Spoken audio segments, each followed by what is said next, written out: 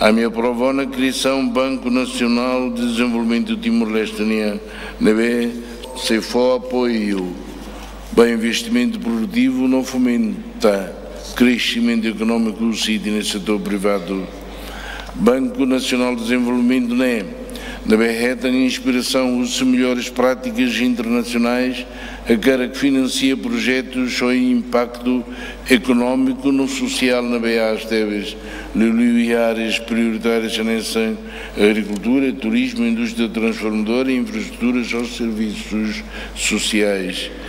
Banheira promove acesso a crédito e talaus de dinamiza setores produtivos, mas bemos reforça a coesão territorial ou inclusão social. Banco Nacional de Desenvolvimento se sai nesse pilar fundamental e para o futuro econômico do país. Não é mais iniciativas com a governação digital progredida da ONU.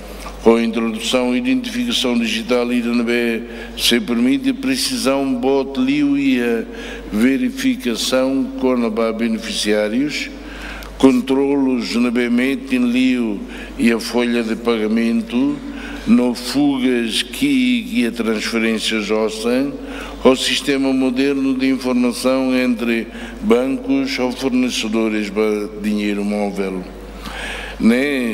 Inclui interoperabilidade de dados entre sistemas fiscais, aduaneiros, pensões ou registro civil.